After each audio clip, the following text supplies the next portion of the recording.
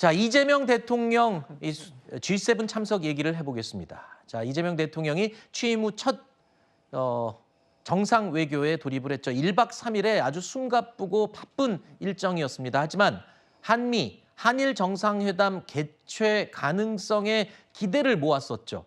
그런데 이런 부분들이 생각만큼 잘 진행되지는 않고 있는 것 같습니다. 변수가 워낙 많죠. 자, 이재명 대통령은 기내 기자간담회를 열어서요. 관세 협상에 대해서 다른 국가보다는 불리한 상황은 없도록 만드는 게 중요하다라고 강조했습니다. 협상이라는 게 워낙 변수가 많아서 뭐라고 딱 정하기는 어렵습니다. 최소한 다른 국가에 비해서 더 불리한 상황에 처하지 않게 하는 게 중요한 과제일 것이고, 당초에는 국내 문제도 많아서 불참할 것을 사실 고려를 많이 했는데, 또 한편의 의견이 국제사회에 대한민국이 신속하게 정상화됐다는 것을 좀 보여주는 게 필요하다. 지금 이번에 G7 참석에서 가장 현실적으로 우리가 관심을 가졌던 부분이 한미 정상이 만나서 잠깐이라도 관세 문제나 안보 문제에 대해서 얘기를 하느냐였는데, 지금 대통령실에서 전해지는 내용을 참고하면 한미 정상회담은 무산될 가능성이 거의 확실시되고 있는 것 같아요. 뭐 원인이 뭡니까? 우리가 화면에서 봤다시피 지금 중동 상황이 지금 심상치가 않기 때문에 트럼프 대통령이 바로 미국으로 귀국을 하기 때문에 아무래도 이재명 대통령과의 양자 회담을 짧게라도 할 수 있는 시간이 조금 확보되기는 어려운 현실적인 상황이 있는 것 같습니다. 사실 이번에 트럼프 대통령을 만난다고 해서 뭐 관세 협상과 뭐 방위비 분담 여러 가지 문제에 대해서 깊게 논의할 시간은 없었습니다. 다만 짧게 만난다고 하더라도 첫 대면이기 때문에 서로에게 좋은 인상을 심어주고, 제일 중요했던 것은 트럼프가 과연 어떤 것에 있어서 가장 높은 관심을 가지고 있는지 파악을 하는 것이 저는 이번 만남의 최대 관심사였다고 생각을 하거든요. 그래야지 다시 한국으로 돌아와서 우리가 관세 협상을 시간을 두고 천천히 하더라도 거기에 대해서 대비를 할 수 있는 거 아니겠습니까? 트럼프가 뭘 원하는 줄 알아야지 우리가 취할 수 있는 것도 작전을 짤 수가 있는데, 이런 기회를 가지지 못한 것이 현실적으로 좀 안타깝지만, 어쨌든 일본 정상과의 만남은 조율이 돼서 만나게 된다면 이 한일 관계가 뭐 지금 수교 60주년 아니겠어요? 그래서 어떻게 우리가 다음 세대들까지 분노와 혐오를 넘겨주면 되겠습니까?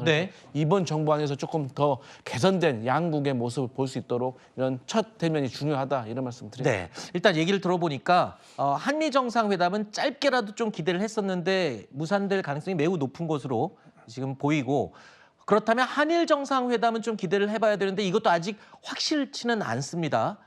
성사될지 여부는 아직 확인을 할 수 없는데, 그에 반해서 미일 정상회담은 성사가 됐다라고 우리 뉴스 직전에 지금 소식이 들어왔어요. 맞습니다. 사실 미국과 일본 같은 경우에는 그 관세 협상 관련해서도 좀 전향적인 논의가 오갔다라고 전해지고 있습니다. 아, 그래요? 저희가 좀 안타까운 점은 사실 직전 저희 권한대행 체제에 있을 때 트럼프 대통령과 한덕수 전 총리가 통화를 하지 않았습니까? 직후에 트럼프 행정부에서 일본과 한국을 우선순위에 두고 협상을 해야 한다라고 이야기가 나왔거든요. 그런데 일본은 그 연속선상에서 지금 좀 원활하게 협의가 이어지고 있는 반면, 우리나라 같은 경우에는 물론 이 부득이한 상황이 있었습니다마는 협상의 물꼬조차 트지 못했다라고 하는 점에서 안타까운 점이 있습니다. 더군다나 이전 정권에서 협상을 주도했던 2+2 회의를 주도를 했던 최상목 경제부총리 같은 경우에도 민주당이 탄핵소추안을 올리려고 하자 사퇴를 하는, 그러니까 이게 업무 연속성이 깨져버린 그런 문제들이 지금 있는 거거든요. 이게 제가 야당에 앞서서 국민의 한 사람으로서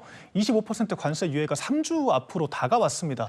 그 데드라인에 지금 앞선 상황인 만큼 이 이재명 정권에서 좀 국민들의 이런 불안을 불식시키기 위한 추가적인 조치들을 빠르게 좀 마련을 해야 되지 않을까 싶습니다.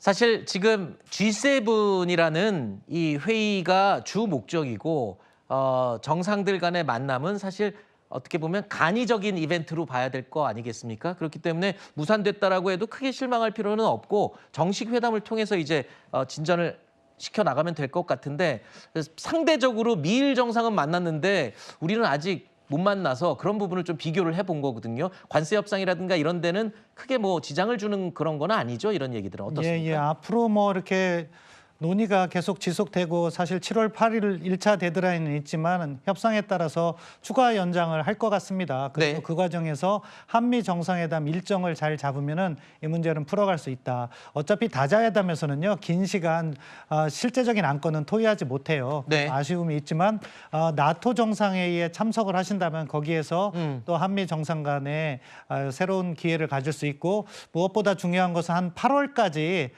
방미를 하셔서 주요 현안에 대한 포괄적 논의를 하시는 게 좋을 것 같습니다. 알겠습니다. 자, 예상처럼 우리가 원하는 대로 상황이 흘러가는 것 같지는 않습니다만 그럼에도 불구하고 이재명 대통령 남아프리카 공화국과 호주 정상을 이어서 만났습니다. 본격적인 정상 외교 데뷔전을 치른 셈이죠. 며칠 전에 제가 통화를 했었는데 그때 목소리 들은 것보다 훨씬 더 젊고 미남이십니다. You're very kind. 호주는 대한민국 전쟁 당시에 아주 많은 수의 파병이 있었고 그 공헌으로 대한민국이라고 하는 나라가 살아남아서 오늘날 이렇게 한 자리에 같이 있습니다. 지금은 또 경제적으로 매우 가까운 관계, 또 앞으로도 협력할 분야가 매우 많다고 생각합니다. 그리고 에이펙도 그 제안을 해주셔가지고 한국이 지금 전 세계의 정상들 올 가을에 함께 볼 수 있게 됐습니다. 한국과 호주 관계가 지금보다는 훨씬 더 협력적인 관계, 미래지향적 관계로 발전하기 바랍니다. 최대한 빠른 시간 내에 호주를 한번 가도록 하겠습니다.